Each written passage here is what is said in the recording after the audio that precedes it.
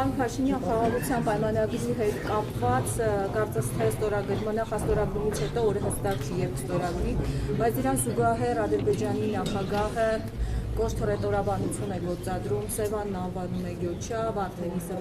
Բազարգեչար, ու խոսքով ո՞նց եք պատրաստվում խաղի հետ, որ դեռևս շարունակում է Կոշթորետորաբանությունը, չհաշված որ ունենք նաեւ գերիներ Բաքվում։ Գիտեք, նախ ես ուզում եմ, որ մենք էլի ես կոնֆերանսի ժամանակ էլ ասացի, տեսեք, երբ որ դուք Ադրբեջանի նախագահի ասածը ինձ ուղղված հարցի մեջ դնելով սխալ եք ձևակերպում, արդեն իսկ իմ ցանկացած պատասխան սխալ է, քանի դեռ հարցի բազան չի ճշտվել։ Հիմա ես ճշտեմ հարցի բազան։ Ադրբեջանի նախագահը ասել է, որ ցարական ժամանակների քարտեզի մեջ Սևան չի եղել, ուրիշ անուն է եղել։ Հիմա ես էլ ասում եմ, այդ նույն քարտեզի մեջ Հայաստան կա, Ադրբեջան չկա, դա ինչ նշանակում։ Այսինքն խոսքը վերաբերվում է, իմիջայլոց ես նախորդ բրիֆինգի ժամանակ խնդրեցի լրագրողը ինձ պետքա տեղեկություն փոխանցել, ես էլ իրան այդ քարտեզը պիտի փոխանցեի։ Այսինքն հասկանում եք, պետքա մենք ճիշտ հարցը ճիշտ պետքա ձևակերպենք, որպես պատասխանը ճիշտ լինի։ Հիմա Ադրբեջանի նախագահն ասել է, չգիտեմ, որ թվի քարտեզում Սևան չի գրած է ուրիշ անուն։ Եվ ես էլ հարց եմ տալիս, ասում եմ, որ տենց հետ են գնում, միջև որ թիվը հետ գնանք։ Ինչ վերաբերվում է անազատության մեջ, գերության մեջ գտնվող մեր հայրենակիցներին, այդ հարցի պատասխանն էլ ունեք, դա մենք ամեն օրյա աշխատանք ենք անում այդ ուղղությամբ եւ ես եթե կա տեսակետ, որ պետք է այդ խնդիրը լուծվի, որ խաղաղության հարցը լուծվի, ես էլ ասում եմ, ինչքան բարենպաստ լինի միջավայրը Հայաստանի եւ Ադրբեջանի միջեւ, այդքան ավելի հեշտ կլուծվի նաեւ այդ հարցը։ Այսինքն դիտանկյան խնդիր է, եւ ես կարծում եմ, որ եթե եւ խաղաղությունը մնացած բոլոր հարցերն էլ կլուծի։ Շատ հարցեր կլուծի։ Այսինքն այն անկալումը, թե մենք պետքա բոլոր հարցերը լուծենք, հետո նոր լինի խաղաղություն, խաղաղության համաձայնագիրը, կարծում եմ, այդտեղ էլ բացարձակ չի։ Այսինքն դա process է, կենթանի process է, հիմա էդ էլ ճիշտ չի ասել, այ այսպես պետք է անենք, այդպես, որովհետև եթե այդ տրամաբանությամբ առաջնորդվենք, այս կետին չէինք հասնի։ Այսինքն խաղաղության այս կետին չէինք հասնի։ Հենց դրա համար է, որ մենք փորձում ենք հնարավորինս ճկուն մոտեցումներ ցուցաբերենք, այնպիսի ճկուն մոտեցումներ, որ տվյալ պահին մաքսիմալ համապատասխանում են Հայաստանի պետական շահերին։ Պարոն Փաշինյան, վերջին մեկ շաբաթվա ընթացքում թե երկրորդ, թե երրորդ նախագահները անդրադարձան ծեր կառավարության իրենց խոսքով ձախողումներին, իրենք փաստարկներ ու տարբեր փաստեր ներկայացրին, բայց ես կխնդրեմ անդրադառնալ Սերժ Սարգսյանի մեր հայտարարության, ըստ որի դուք ձեզ առաջարկվել է, փոխվարչապետի պաշտոն 2011 թվականին, ուզում եմ հերքել կամ հաստատել այս լուրը, եթե առաջարկվել է, ապա ում կողմից ինչ պայմաններում եւ ինչու է մերժվել։ Լսեք, ինչ լավ է այդ հեղափոխությունը տեղի ունեցել ըստ էության ուղիղ եթերում։ Այդ ուղիղ եթերում տեղի ունեցած է ամբողջ,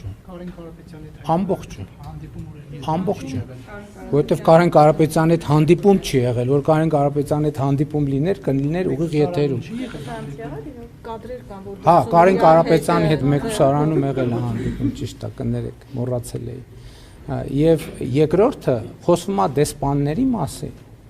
դեսպանների մասին, ես հատուկ այդ թեմայով դեսպանների հետ հանդիպում եմ արել եւ երեկվա հավաքը նկատի ունի։ Չէ, հեղափոխության ժամանակ իրանք հանդիպում են ուզել ինձանից եւ այդ հանդիպման հիմնական նպատակն եղել է, որ իրանք ասել են կարող ենք օգնել, աջակցել, ես ասել եմ անընդունելի է ինձ համար։ Ես Հայաստանի ներսում օտարերկրյա դեսպանների միջնորդության կարիք չունեմ, որպեսզի Հայաստանում մեր քաղաքական օրակարգը առաջ մղել։ Այսինքն ցանկացած տենց թեմա, որ ինչ որ մի դեսպանի միջոցով ինչ որ մի առաջարկ արվել կամ հետ առաջարկ ստացվի, դա ի սկզբանե սուտ է։ Իսկ Կարեն Կարապետյանի հետ հանդիպումը լավ հիշեցրիք, ինձ իսկապես մոռացել եմ։ Մի րոպե, բանտում հանդիպումը եղել է հետևյալ, ես ասեմ ինչ ա եղել։ Հիմա շատ լավ առիթ է պատմեմ ինչ ա եղել այդ հանդիպման ժամանակ։ Կարեն Կարապետյանը եկել է եւ ինքը խոսել է Սերժ Սարգսյանի անունից։ Սերժ Սարգսյանի անունից խոսել է եւ ասել է, որ փորձ է արել նենց անել, որ իրենք ինձ ազատում են եւ հեղափոխական process-ը չի շարունակում։ Ես ասել եմ ոչ, դա բացառ։ Նախ ասեմ փոխվարչապետի մասին, ընդհանրապես երբեք որևէ մեկի հետ ընդհանրապես տենց ակնարկ եւ խոսակցություն ընդհանրապես որևէ մեկի հետ չի անում։ Որևէ մեկի հետ ոչ միայն փոխվարչապետ, որևէ պաշտոնի մասին որևէ խոսակցություն ընդհանրապես չի եղել։ Ես չգիտեմ իրենք նման բան քննարկել են թե չէ, բայց ես չի էլ թույլ տա որ տենց խոսակցություն տեղի ունենա։ Սկսենք դրանից։ Դա բացառում եմ, այո։ Չի կարա տենց մի րոպե։ Ներողություն, թողեք պատասխանեմ։ Եթե չի եղել մեկը հայտարարում է դա ինչ է։ Հիմա դուք անդադ տեսեք 1000 ներողություն եմ խնդրում, չէ։ Տեսեք այսօրվա մեր լրագրության առանձնահատկությունն է դա։ Փաստը դնում ենք մի կողմ, գնում գնահատականի հետևից։ Ես ասում եմ չի եղել։ Դուք ինձ ասում եք ուրեմն դա կեղծիք է։ Վեպա, պատմավեպա, բանաստեղծություն է, թե պիես է։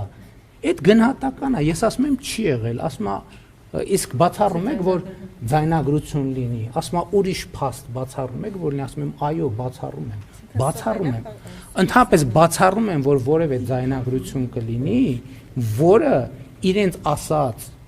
եւ իմ կողմից հերքված որևէ նյուանս կապացուցի, բացառում եմ որևէ թեմայով։ Այսինքն հիմա ես ձեզ հետ շփվում եմ, մի նեղվեք, ինձ հարցրեք, ինչ որ եղել է, կասեմ եղել է, ինչ որ չի եղել,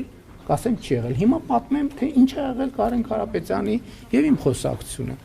Խոսակցությունը եղել է հետեւյալի մասին, որ Կարեն Կարապետյանը ըստ էության ակնարկել է, ուղիղ չի ասել, բայց ակնարկել է ենթատեքստերով։ Եթե ինքը հերքի ես դա կհասկանամ, որովհետև ուղիղ չի եղել խոսակցությունը եղել է ենթատեքստերով, որ իրանք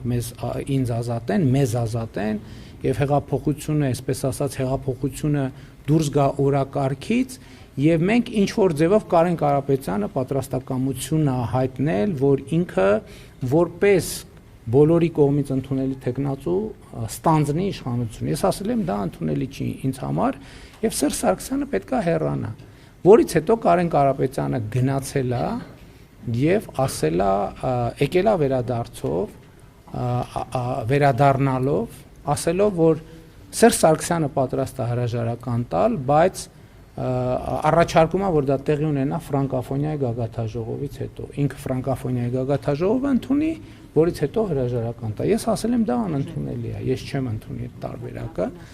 որից հետո գնացել է եւ ես չգիտեմ, բայց ես ընդհանրում եմ գրում էր խոսում էր ինչ որ մեկի հետ, չգիտեմ ում հետ էր խոսում, որից հետո վերադարձել է եւ ասել է, որ Սերժ Սարգսյանը պատրաստ է հրաժարական տալ հունիսին։ Ես ասել եմ դա ընդունելի տարբերակ չի եւ Սերժ Սարգսյանը պետք է հրաժարական տա այսօր, վաղը, մաքսիմալ մյուս օրը։ Որից հետո ինքը գնացել է, եկել է, ասել է ընդունելի է այդ պայմանը։ Էս է եղել մեր խոսակցությունը մեկուսահանում Կարեն Կարապետյանի հետ։